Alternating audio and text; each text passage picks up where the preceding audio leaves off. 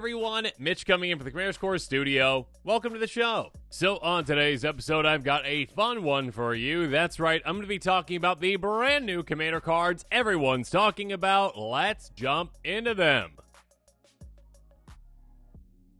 And these cards are early spoilers from next year's Lorwyn Eclipse. And hey, you know what? Morningtide's Light is a crazy good new card that is definitely going to see some play. A sorcery for 4 mana in white.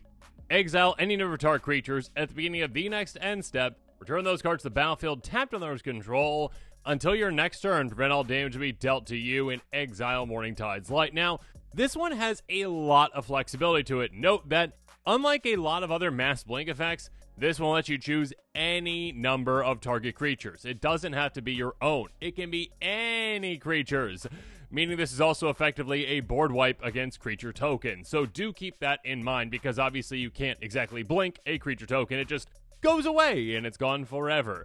That being said, being able to go, okay, you know what? I'm going to blink all of my creatures. I'm going to get rid of all the ones that maybe have some great ETBs and they're going to come back into play. Great, good for me. And of course, until my next turn, I get to prevent all damage dealt to me. That's fantastic. You can also use this as a way to just get through on an opponent as well. Again, if you're like, okay, yeah, you've got a lot of blockers over there. Okay, they're gone. All right, I'm going to swing through and take you out. Good for me. And obviously, there's no repercussion to me because damage is prevented to me, so that's nice.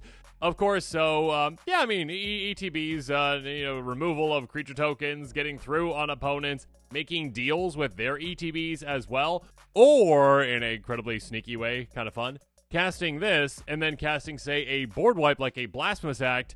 Yeah, save your creatures, get rid of your opponent's creatures. There's a lot of flexibility to this one. Quite a fun card.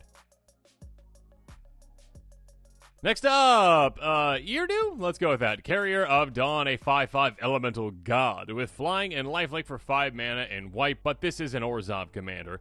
Creature spells you cast have Convoke, so yeah, being able to tap your creatures to cast other creatures, that can be a massive benefit for you in a go-wide strategy. That being said, beginning of your first main phase, you can pay a single black mana. If you do, transform it. Flips over into Isilu, Carrier of Twilight, a 5/5 elemental god for flying and lifelink. Each other non-tone creature control has Persist. And of course, at the beginning of your first main phase, pay a white mana. If you do, transform it back. Now, this is an incredibly disgusting and amazing commander. This is one that, well, definitely can take over, well, a game. It can absolutely demolish a game because giving your non-token creatures you control Persist can very easily turn into an infinite combo. Being able to say, oh, literally any creature that has an ETB that maybe gives it a counter on it, yeah, that's going infinite. That's basically just going infinite. I mean, going infinite with a free sacrifice outlet, I should say. By being able to go, okay, sacrifice outlet plus this, plus a creature that enters with a counter on it, yeah, you just can sacrifice that as many times as you want. If you got a Blood Artist, cool, you win the game. Or if you got any other things in play that essentially say, hey, you know what? When creatures come into play, they come into play with an additional counter on them type synergies as well. Yeah, this is a side that I think most players will build around. The front side is amazing as well. It's a cool, like, go wide thing. But the side that I'm worried about is definitely this side. It is disgusting, it can be broken, and it is, well, yeah, pretty powerful.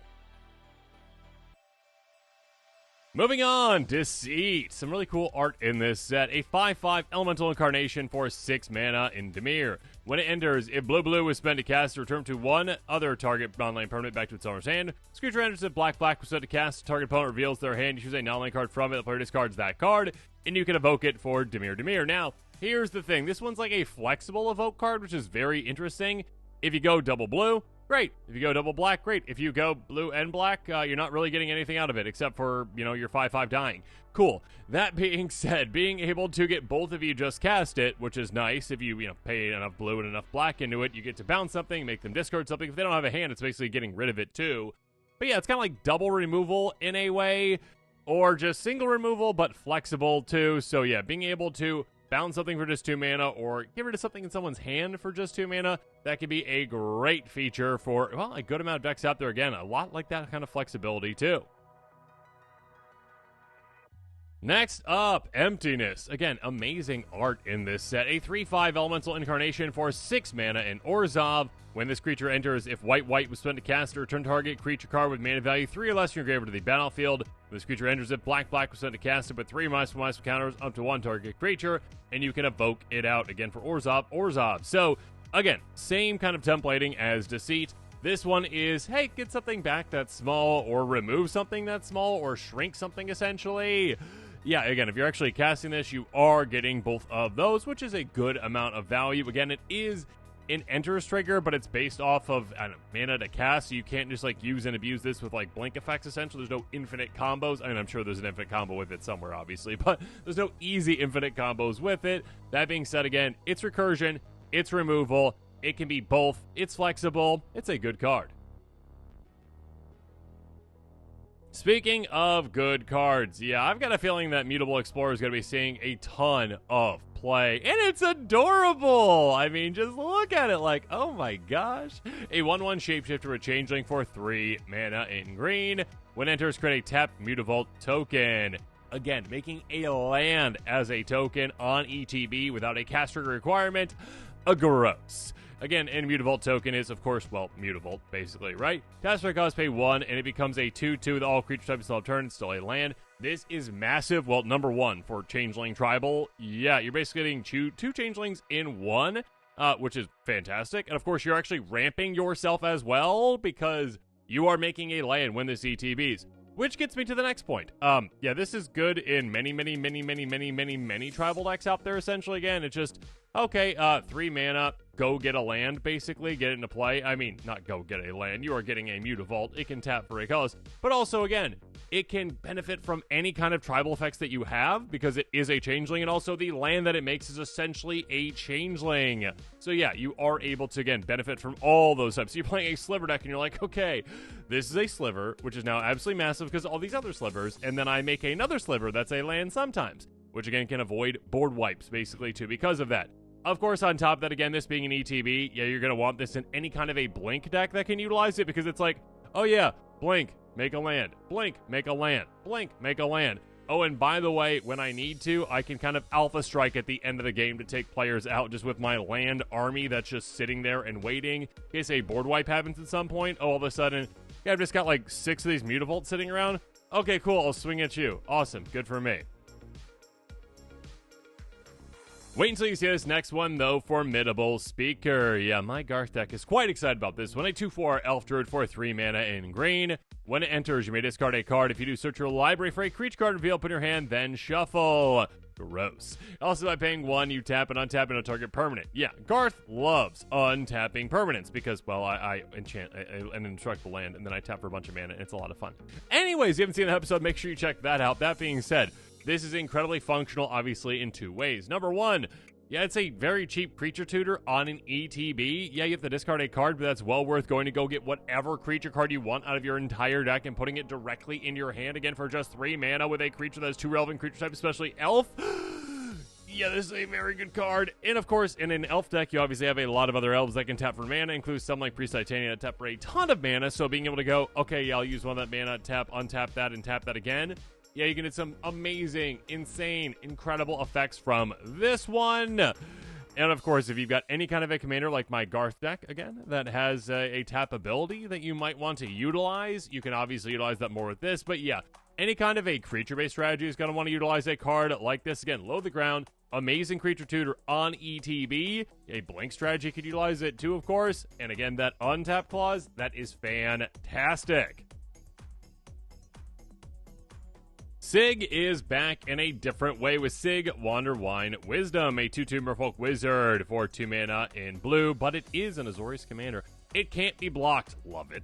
Whenever it enters or transforms into Sygg Wanderwine Wisdom, target creature gains. Whether this creature deals combat to a player or planeswalker this turn, draw a card until end of turn. In your first main phase, you can pay a white mana to transform it. Flips over to Sygg Wanderwine Shield. Wonderbrine Shield, I should say. A 2/2 Merfolk Rogue that also can't be blocked. Transforms into Sygg. Target creature you control gains protection for each color until your next turn. In your first main phase, you can pay a blue, and if you do, transform it back. Now, here's the thing. Yeah, this commander that's very interesting. It's one that's like, okay, you get value out of the front side, again, with that draw. or on the backside you get some protection, which is quite nice too. I think the main thing with this one is, though, it's like literally just unblockable. There are very few cards out there, very few commanders, I should say, that are just straight up, hey, you literally can't block me. So, yeah, you could actually just build like a Voltron deck around this, knowing that you can get through on any opponent with this, and just utilize even just that front side to get some extra card advantage while you're going at it, and just go, yeah, okay, pump it, pump it, pump it, pump it, pump it, and swing, and you're gone. And, of course, you are in white, so you've got a lot of double strike effects as well. A lot of ways to build around this one. Next up, Ashling Rekindled, a 1/3 elemental sorcerer for 2 mana in red, but it's actually, and I was going to say Azorius, it's actually an Izzet commander, there we go. When it enters or transforms into Ashling Rekindled, you may discard a card. If you do, draw a card, so a rummaging effect there on ETB and transform, and then the whole transform for blue. Switch over to Ashling Rhinebound, a 1/3 elemental wizard that says, when it transforms into Ashling Rhinebound at the beginning of your first main phase, add 2 mana of any one color. So that's ability to cast spells with mana value 4 or greater. Beginning of your first main phase, you can pay red to flip it back over. Here's the thing. I think a lot of players are going to build around the backside. It is a low-to-the-ground commander that you can very easily get a lot of mana out of, essentially, throughout the game. Yes, it's for, again, spells that are mana value 4 or greater. Yeah, there's a lot of those that are great out there. You can just build a big mana, essentially, deck with this one, and just have this be your mana engine for you. Again, a free 2 mana on each of your turns, essentially. That can be absolutely massive. You get a lot of value out of this one. Not trying to downplay that front side too much, but yeah, when it comes to rummaging versus, well, free tons of mana, I think most players are going to take free tons of mana. There are obviously rummaging benefits that you can take advantage of with discard, triggers and that kind of stuff as well. But yeah, for the most part, I think it's going to be big spells, go boom.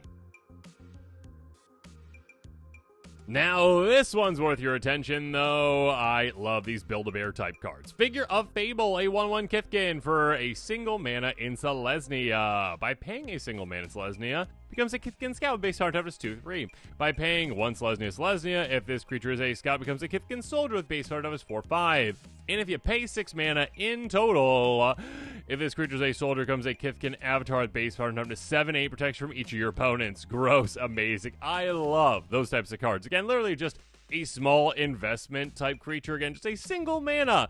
Now, overall, to actually get it to that, hey, I am protected from all your opponents, just, yeah, your true name Nemesis, basically, but a 7/8, yeah, you are going to have to spend an extra 10 mana in total.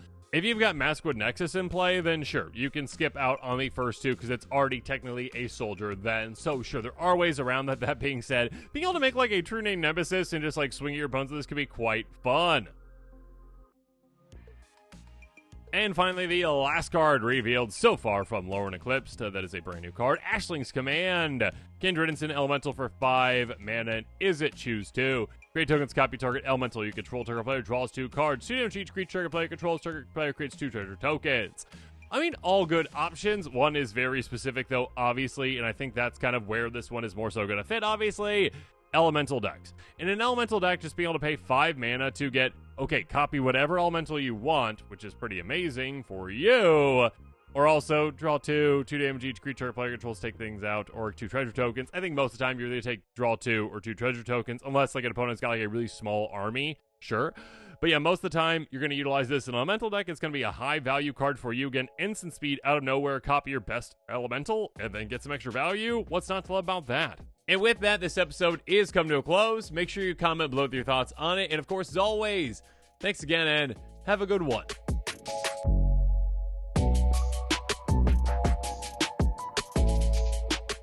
This show and episodes like this one are possible thanks to viewers like you. If you're looking for an easy way to help support this show, make sure that you like, share, and subscribe. Also, hit that bell notification icon so you don't miss any new episodes. You can also go check out our playmats and other merchandise at thecommandersquarters.com. Another easy way to support this show is with our TCG player affiliate links. So whether you're buying a deck or individual cards, you can use this general link right here or one in the description. And the final way that you can support this show is by supporting us directly by becoming a patron. There are many benefits to being a patron, and I truly couldn't do this without all of their support.